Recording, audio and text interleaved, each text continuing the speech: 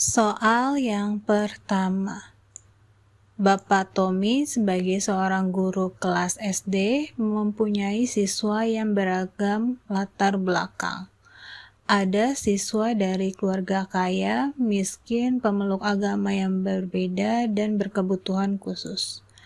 Bapak Tommy menyadari pentingnya menciptakan lingkungan kelas yang inklusif. Manakah strategi Bapak Tommy yang paling tepat untuk membangun rasa hormat dan penghargaan antar siswa yang beragam? A. Meminta siswa kaya untuk berbagi alat tulis dengan siswa miskin. B. Mengelompokkan siswa berdasarkan agama untuk memudahkan pengelolaan kelas. C. Memberikan tugas individu agar siswa fokus pada pembelajarannya sendiri. D. Memfasilitasi diskusi kelas tentang perbedaan dan persamaan antar individu serta menghargai setiap kontribusi. E. Memberikan hukuman bagi siswa yang menunjukkan sikap diskriminatif. Jawaban yang paling tepat adalah yang D.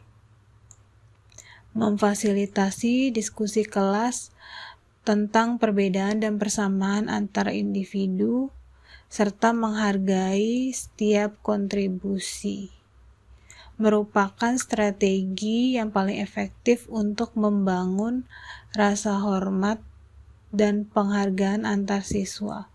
Opsi A berpotensi menimbulkan rasa rendah diri pada siswa miskin. Yang B justru dapat memperkuat pemisahan antar kelompok karena mereka mengelompokkan siswa berdasarkan agama. Yang C mengabaikan aspek sosial emosional pembelajaran. Lalu yang E, meskipun penting, bukan strategi utama untuk membangun rasa hormat. Strategi yang baik adalah proaktif menciptakan lingkungan yang inklusif, bukan hanya reaktif menghukum perilaku negatif. Ini juga salah, jadi jawaban yang paling tepat adalah yang D. Soal yang kedua, Ibu Retno sebagai guru kelas 1 SD mempunyai siswa yang berbagai tingkat kemampuan akademik. Bagaimana Ibu Retno dapat menerapkan pembelajaran diferensiasi untuk memenuhi kebutuhan belajar semua siswanya? A. Memberikan tugas yang sama untuk semua siswa. B. Memberikan tugas tambahan kepada siswa yang kurang mampu. C. Mengabaikan perbedaan kemampuan siswa dan mengajar dengan cara yang sama. D. Membagi siswa ke dalam kelompok berdasarkan kemampuan akademik. E. Mendesain tugas dan kegiatan belajar yang bervariasi tingkat kesulitannya menyesuaikan dengan kemampuan masing-masing. Jawaban yang paling tepat adalah yang D. Pembelajaran diferensiasi menekankan pada penyesuaian tingkat kesulitan tugas dan metode pembelajaran sesuai dengan kemampuan masing-masing siswa. Opsi A, B, dan C tidak memperhatikan perbedaan kemampuan siswa. Sementara opsi D dapat memicu pemisahan dan perlakuan yang tidak adil. Jadi jawaban yang paling tepat adalah yang E.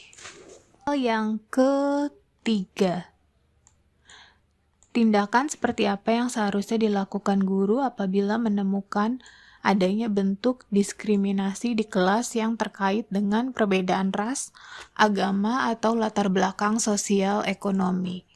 A. Mengabaikan kejadian tersebut. B. Membiarkan siswa menyelesaikan masalah mereka sendiri.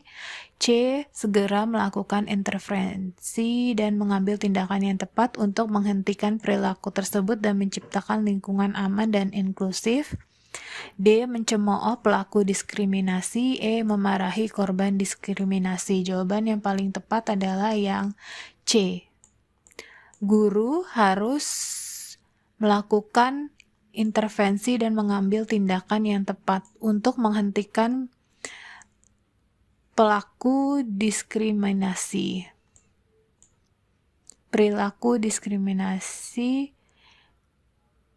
sehingga menciptakan lingkungan yang aman dan inklusif merupakan tanggung jawab dari seorang guru. Soal yang keempat. Ibu Ana, seorang guru matematika, menemukan bahwa salah satu siswanya, Rano, kesulitan memahami konsep matematika karena disleksia. Apa tindakan paling tepat yang dilakukan Ibu Ana? A. Membiarkan Rano mengikuti pembelajaran seperti siswa lain tanpa modifikasi. B. Memberikan Rano tugas tambahan untuk mengejar ketertinggalan. C. Memindahkan Rano ke kelas remedial khusus. D. Mengadaptasi metode pembelajaran dan media pembelajaran yang sesuai dengan kebutuhan Rano. E. Meminta orang tua Rano untuk memberikan les tambahan di luar sekolah. Jawaban yang paling tepat adalah yang D. Guru harus mengadaptasi metode dan media pembelajaran yang sesuai dengan kebutuhan anak siswa berkebutuhan khusus. Opsi A, mengabaikan kebutuhan Rano. B dan E, memberikan tekanan tambahan. Dan opsi C, memisahkan Rano dari teman sebayanya, mengurangi kesempatan interaksi sosial. Adaptasi pembelajaran merupakan kunci inklusi pendidikan. Jadi jawaban yang paling tepat adalah yang D. Soal yang kelima. Ibu Sinta sebagai guru bahasa Indonesia mendapati beberapa siswa asing baru di kelasnya yang belum fasih berbahasa Indonesia. Bagaimanakah cara Ibu Sinta dapat menciptakan lingkungan belajar dengan inklusif bagi semua siswanya? A. Meminta siswa Indonesia untuk membantu siswa asing belajar bahasa Indonesia. B. Mengabaikan kesulitan siswa asing dan melanjutkan pembelajaran seperti biasa. C. Memberikan tugas tambahan kepada siswa asing untuk mengejar ketertinggalan berbahasa. D. Menggunakan berbagai metode pembelajaran yang melibatkan visual, audio, dan kinestetik untuk menjembatani perbedaan bahasa. E. Memisahkan siswa asing dalam kelompok belajar tersendiri. Jawaban yang paling tepat adalah yang D. Penggunaan berbagai metode pembelajaran yang melibatkan berbagai indera akan membantu siswa asing memahami materi meskipun belum fasih berbahasa Indonesia. Opsi A, dapat membebani siswa Indonesia. Dan opsi B, mengabaikan kebutuhan siswa asing. Opsi C, memberikan tekanan tambahan.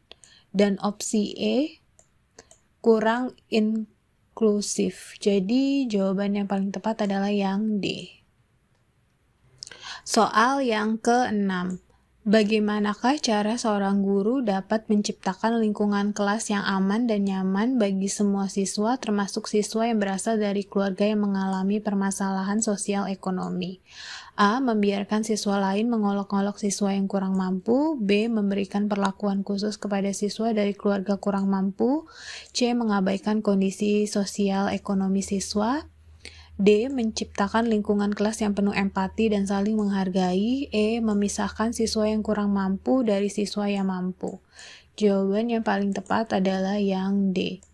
Menciptakan lingkungan kelas yang penuh empati dan saling menghargai akan membuat siswa merasa aman dan nyaman, termasuk siswa yang berasal dari keluarga yang mengalami permasalahan sosial ekonomi. Opsi A, B, C, dan E menunjukkan kurangnya pemahaman akan pentingnya penciptaan lingkungan yang inklusif. Jadi jawaban yang tepat adalah yang D. Soal yang ke-7.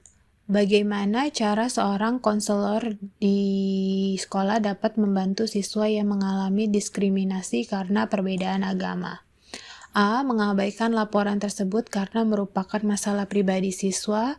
B. Meminta siswa korban untuk menyelesaikan masalah sendiri. C. Memberikan konseling individual dan kelompok untuk siswa yang mengalami diskriminasi dan pelaku diskriminasi. D. Menghukum siswa yang melakukan diskriminasi tanpa memberikan konseling. E. Menghubungi orang tua siswa, korban, dan pelaku tanpa konseling. Jawaban yang paling tepat adalah yang C. Memberikan konseling individual dan kelompok akan membantu siswa korban yang mengalami trauma dan pelaku untuk memahami dampak negatif tindakannya dan memperbaiki perilaku. Opsi A, B, D, dan E merupakan tindakan yang tidak tepat dan kurang efektif. Jadi jawaban yang paling tepat adalah yang C. Soal yang ke-8. Sekolah ingin meningkatkan kesadaran pentingnya diversity dan inklusi. Kegiatan apa yang paling efektif dilakukan untuk mencapai tujuan tersebut? A. Mengadakan seminar tentang diversity hanya untuk guru. B. Menyampaikan materi diversity secara singkat dalam upacara bendera. C. Mengintegrasikan pembelajaran tentang diversity dan inklusi dalam kurikulum.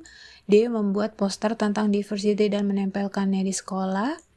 E. Menugaskan siswa yang membuat makalah tentang diversity. Jawaban yang paling tepat adalah yang C.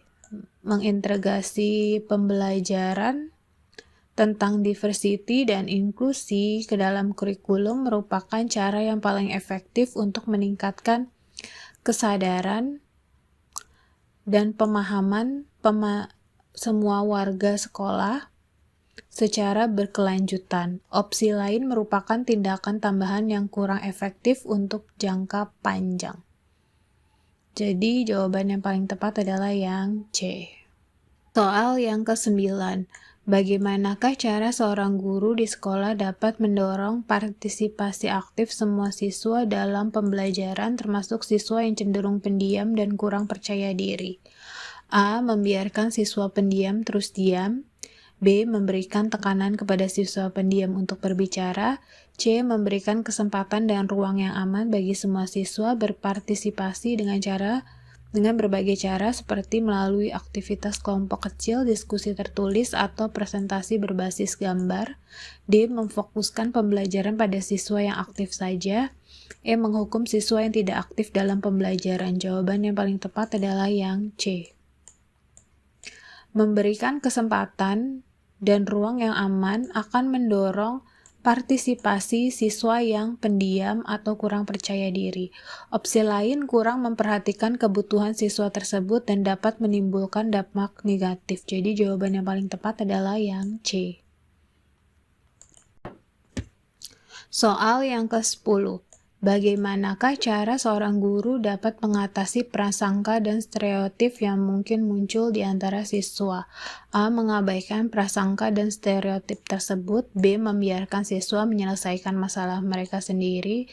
C. Membenarkan prasangka dan stereotip yang ada. D. Melakukan diskusi terbuka dan edukatif tentang keragaman, toleransi, dan penghormatan terhadap perbedaan. E. Memarahi siswa yang menunjukkan prasangka dan stereotip. Jawaban yang paling tepat adalah yang D.